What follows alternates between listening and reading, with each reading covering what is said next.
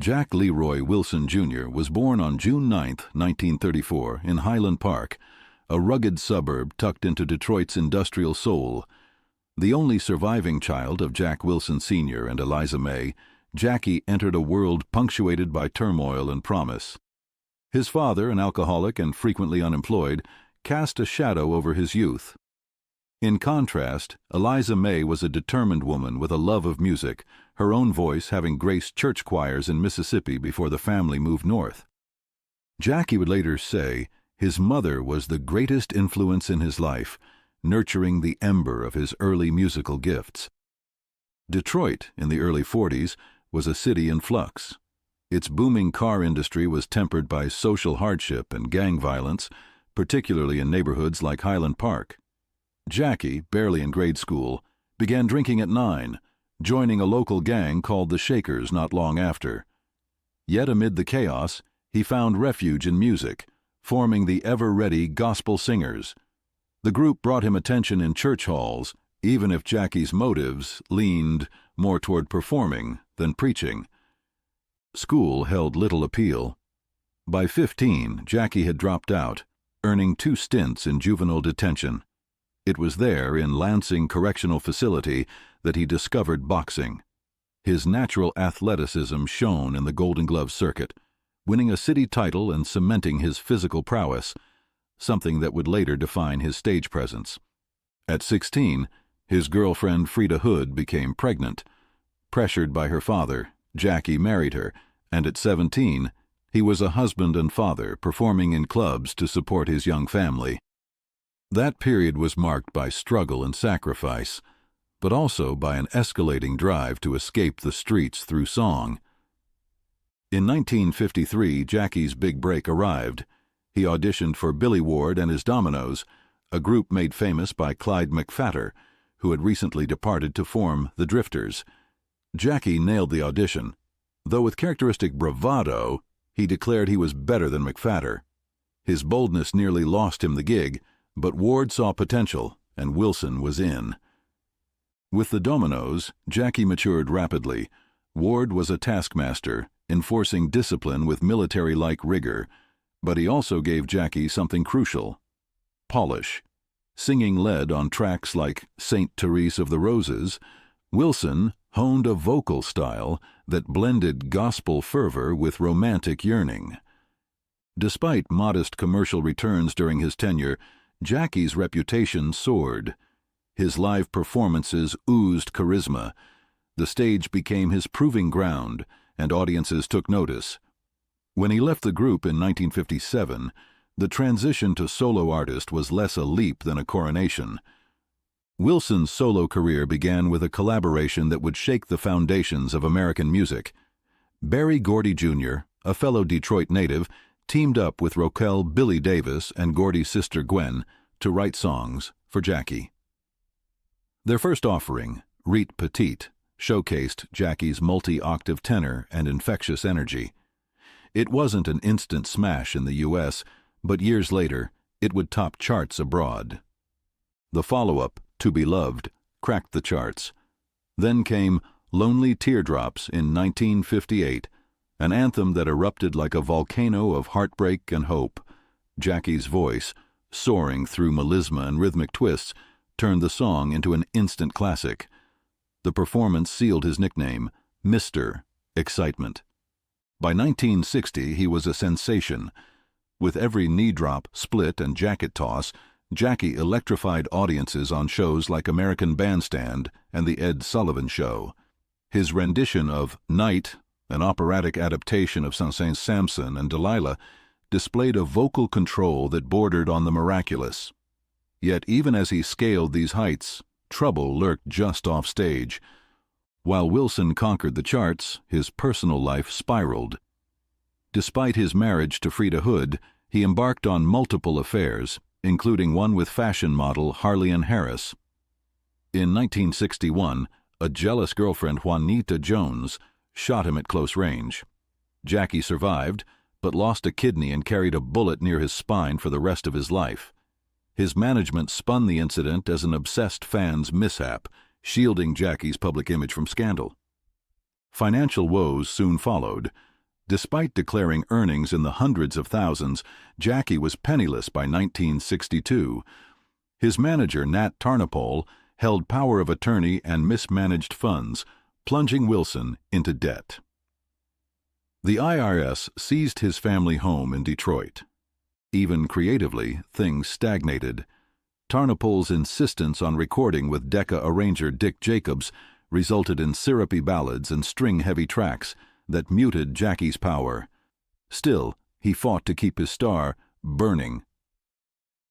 Baby Workout in 1963 reminded the world of his rhythmic fire. But for 3 years, the hits slowed. The British invasion shifted attention elsewhere, and Wilson's brand of soul needed revival. Enter Carl Davis, a producer who brought with him the vitality Jackie needed.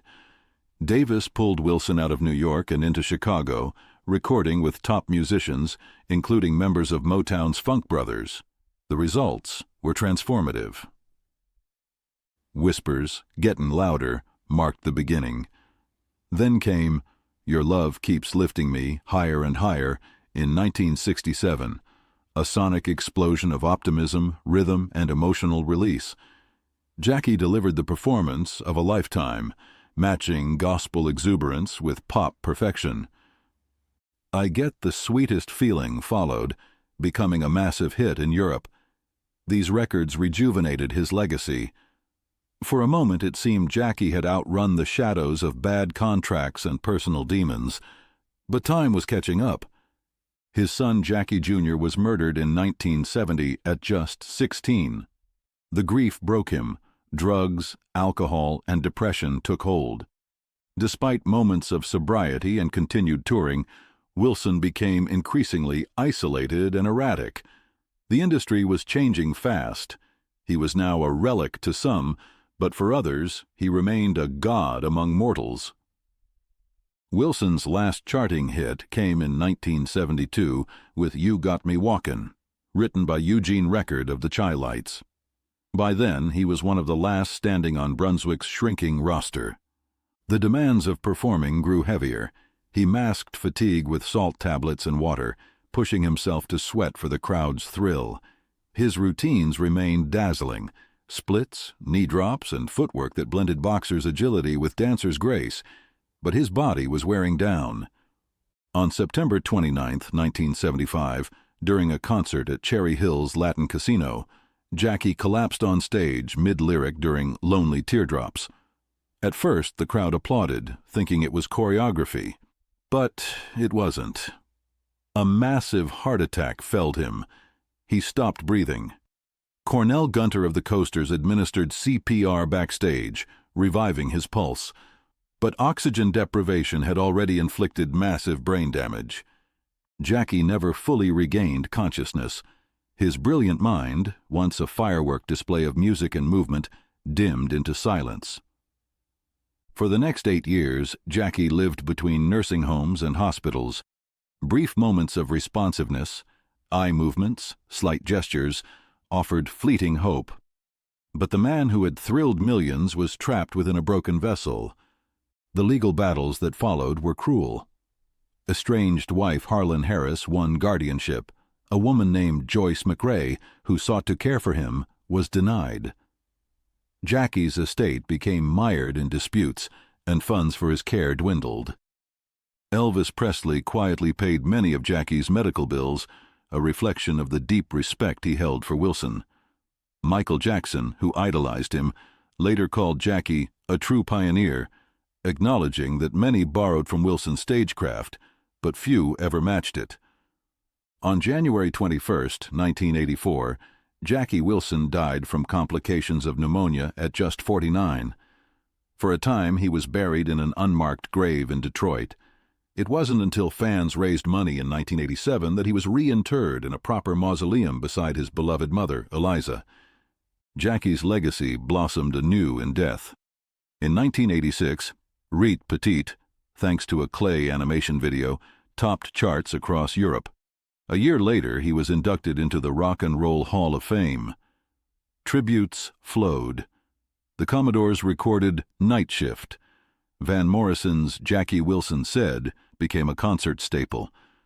Michael Jackson dedicated his 1984 Grammy win to him, declaring, "Jackie, where you are, I love you." His recordings were added to the Grammy Hall of Fame. Rolling Stone honored him in their lists of the greatest artists and singers of all time. NPR included him among their 50 great voices. In Detroit, a street was renamed Jackie Wilson Lane. In 2018, a hologram stage show titled Higher and Higher introduced new audiences to his kinetic genius. Today, his songs continue to pulse through speakers, sampled in hip-hop beats, sung in soul clubs, and revived by those who still believe that music is meant to move hearts and bodies. He was brilliance wrapped in chaos, a man of contradictions, vulnerable, tempestuous, devoted, reckless. His voice could leap octaves with ease. His dancing rivaled the best. But behind the sequins and spotlight was a man craving love, mismanaged by others and undone by excess. Jackie Wilson brought elegance and electricity to every stage. His story is not one of steady triumph, but of hard-won peaks and harrowing lows. Through it all, he sang as though salvation lay in every note. And maybe, for Jackie, it did.